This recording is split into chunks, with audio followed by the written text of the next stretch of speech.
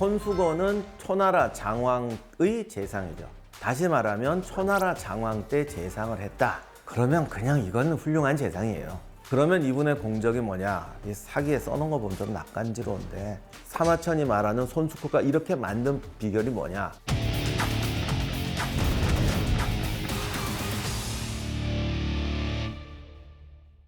법가의 실수를 아주 간접적으로 지적하는데 모든 사람들이 편익을 취하게 했다예요. 이게 무슨 말이냐면 이런 말이 있어요. 가을과 겨울에는 백성이 산에서 벌목하고 사냥하는 걸 권장했다. 봄과 여름에는 강물을 이용해 물속으로 들어가 물고기를 잡도록 허용했다. 이게 뭔 말이냐면 법가는 이렇게 하거든. 강을 수자원을 보호해야 돼. 고기 잡지 마. 나와서 농사 지어 임마. 손수건 이렇게 하지 말라는 거예요. 니들 왜 이렇게 하니? 물고기는 사람한테 필요한 거잖아. 그러면 1년 내내 안 잡게 하면 되잖아.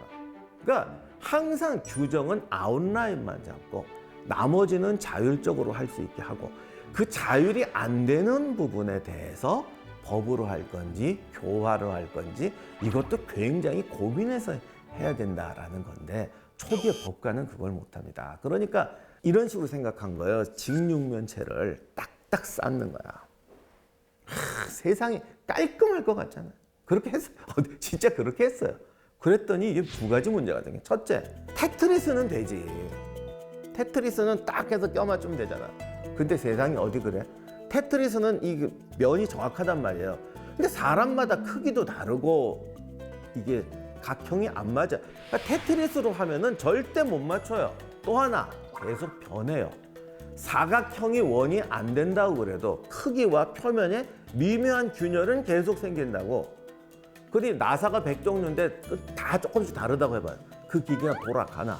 그러니까 거기를 실리콘으로 싸줘야 되는 유격이 필요하다. 요거를 깨닫는데 진나라의 멸망이 필요했던 거라고. 그래서 한나라는 그걸 깨닫고 사마천은 순리열전을 쓰면서 하고 싶은 말은 이거예요. 세상은 테트리스가 아니다. 순리대로 가라. 그렇죠. 그러니까 순리대로 가라. 이 순리는 아니지만 아무튼 그렇게 됩니다. 물론 이것도 이상론이기는 합니다. 세상의 모든 관료 제도는 법가의 함정으로 빠지게 돼 있어요. 그러나 그렇기 때문에 사마천이 손수거 열전을 쓴 거예요. 손수거의 행동 자체도 이상적이라고 하더라도 이것이 관료제도 공무원의 이상이자 절대 원칙이 돼야 하고 관료가 되는 자, 통치자가 되는 자, 리더가 되는 자는 이걸 마음에 품고 벽에 걸어놓고 살아라. 그래야 우리가 그나마 가장 좋은 세상을 만들 수 있다라는 의미입니다. 너무 좀 원론적인 얘기를 해서 무거워졌는데 아무리 그렇다고 사마천이 아무 얘기도 안 하고 그냥 원론만 얘기했겠어요. 몇 가지 이제 일화를 남겼습니다. 당시 조개화폐를 썼다는군요.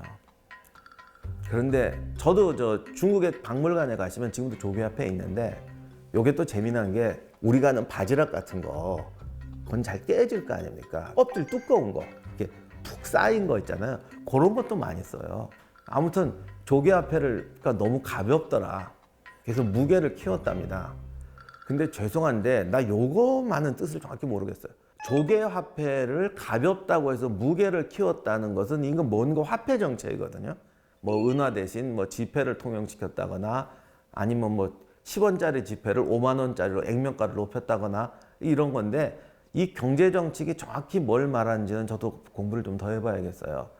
이건 잘 모르겠는데 아무튼 우린 중요한 건 이게 아닙니까? 사마천이 말하고 싶은 건 그랬더니 시장이 혼란에 빠지고 백성과 상인이 막 고민하더라는 거예요. 심지어는 막 장사를 접으려고 한다. 그래서 이제 시장 관리가 와가지고 손수거한테 지금 이렇게 문제가 있습니다 라고 보고를 합니다. 그랬더니 손수거가 바로 달려가서 왕한테 가서 이거 폐지합시다. 옛날 화폐를 돌리겠습니다 라고 해요. 그러면 사마천이 여기서 뭘 말하고 했을까? 야, 문제가 생기면 당장 고쳐야 된다. 그런 사람이 훌륭한 관료다. 이렇게 말하면 또 어떤 분들이 이거야말로 정말 수구 보수의 전형 논리 아닙니까? 개혁을 하려면 당연히 저항과 폐단이 생기는데 이 뭐야? 개혁하지 말고 옛날로 그냥 튀라는 얘기 아니야? 이런 뜻으로 오해하시기 쉬운데 이게 바로 전형적인 이분법이에요. 세상의 모든 것은요. 형태만 보고 판단하면 안 돼요. 자, 정책은 시행하면 두 가지 문제가 생겨요. 하나는 저항이에요. 육아들이 늘 하는 말이지만 익숙치 못한 일을 하면은 사람들이 불편해한다는 거죠. 익숙치 못한 거를 받아들이는 사람은 1%도 안 돼요. 그러니까 개혁하는 사람들은 늘 이걸 뭐라고 그러냐면 개혁에는 저항이 있기 마련이야. 끝까지 가야 돼. 이걸 얘기하는 겁니다. 그런데 또 하나의 문제는 탁상과 현실의 괴리예요. 모든 정책은 탁상에서 만들어지기 때문에 현장에 나갔을 때는 검증기관이 필요해요. 그러니까 현장에 나가는 순간 이 이론이 이제 실전하고 맞는지 검증이 되는 거예요. 그런데 문제는 이 두 가지는 전혀 다른 문제거든요. 단순한 개혁 저항이라면 밀어붙이면 돼. 나중에 사람들도 좋아해. 그런데 현실과 괴리되어 있다면 밀어붙이면 이거는 모든 사람을 도탄에 빠뜨리는 거예요. 문제는 이게 처음 냈을 때는 증세가 똑같다는 거예요. 그래서 이 정책을 시행하는 사람에게서 중요한 것은 이것을 시장에 내어놓고 저항이냐 괴리냐 이거를 가능한 빨리 파악해야 되고, 그리고 그것이 파악되는 순간 정책 집행자는 자기가 사임을 각오하더라도 빨리 바른 선택을 해야 된다는 거예요.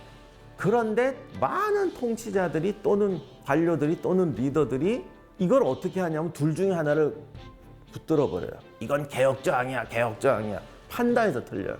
두 번째, 틀린 걸 알았을 때 인정을 안 해요. 마구격. 모든 백성들이 이래서 정책의 실험량이 된다. 그러니까 홍리가 되지 않느냐. 순리란 뭐냐? 이 두 가지를 정확하게 빨리 파악하고 그리고 빨리 시정해라.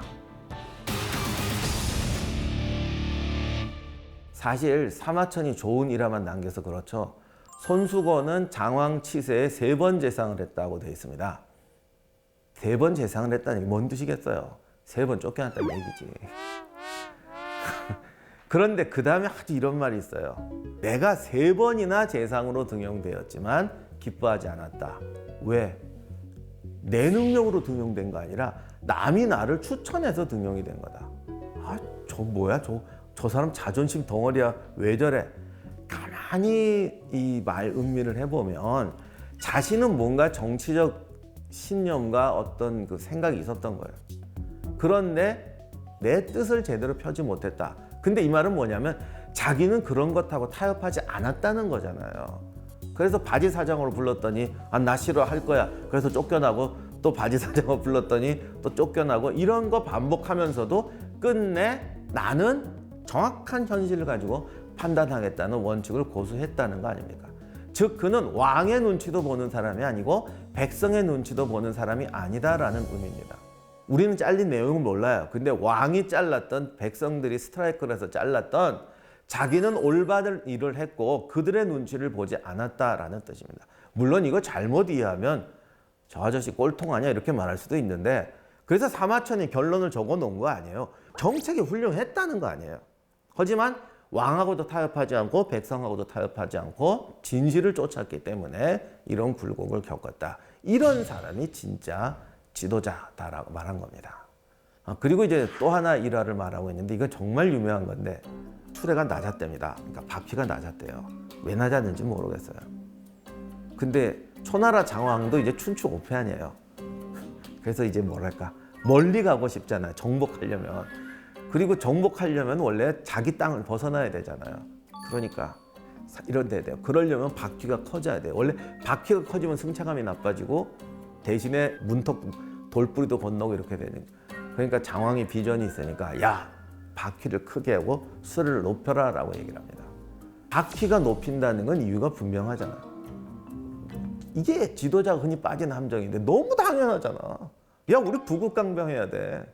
먹힐 것 같거든. 내 입장에서 보면 너무 당연하다고. 그리고 내가 부국강변 나만 잘 먹고 잘 살자고 하는 거냐? 니네들을 침략해서 지키고 나라를 부강시키게 하는 거 이런다고요. 근데요 인간은 참 이상한 게 그렇게 하면 안 돼요. 그렇게 해서 또 말을 안 듣잖아요. 그럼 또 욱해요.